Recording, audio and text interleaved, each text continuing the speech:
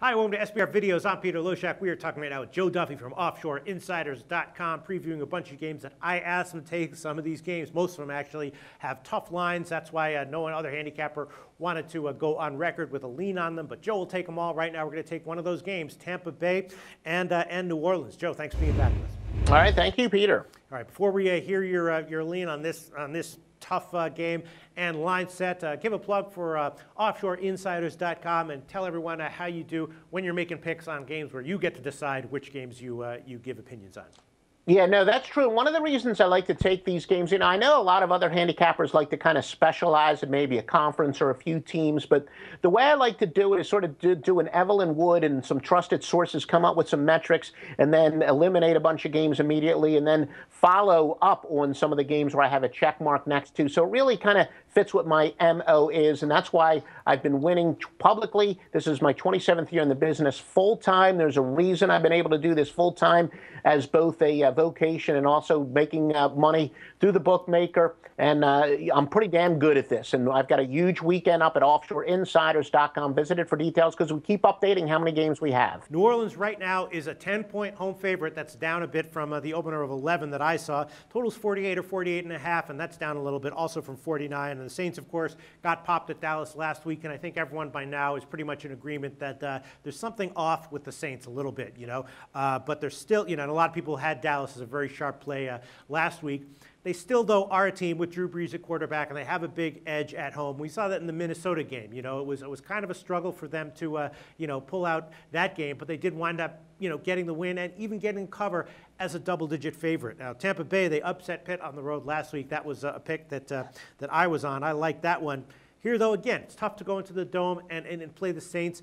Maybe if you expect sort of a similar game to the Minnesota game, then maybe the spread is dead on and you want to take a shot with a very high total of on the under at 48 or 48.5. I guess that's how I'd lean. What do you like here, Joe Duffy? No, this is probably a tougher game. Whether or not I'm going to have a premium play on this, because I got some great computer systems on this play, but I got to admit, just when I had a bunch of great computer systems on one side, then I saw another computer system on another side, and these are ones that are statistically significant.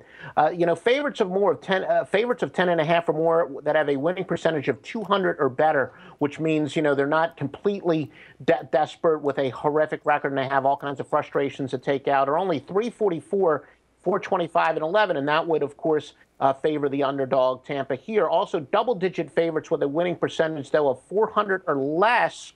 And we said they have to have at least 3 losses, so it means that they're a few games under their belt. It's not distorted, a team that's 0-1 or even 0-2 or what have you, or only 8-27. So that also favors the underdog. Now, Tampa, they are playing their third straight road game, and as you said, heading into the Dome is not easy. Of course, their first game was on a Thursday, so it's not it is 3 straight weeks, but not 3 straight Sundays, so they have a little bit of a break, but still, third straight road game is a little tough. But remember their blowout loss to Atlanta. That was their where they had, we said, one of the newer angles is first-year coaches heading on the road in a short week have all of a sudden been a great go against. In Tampa, you can maybe write off. They're certainly not as awful as they showed in that loss, but because Mike Glennon is a better quarterback than Josh McCown.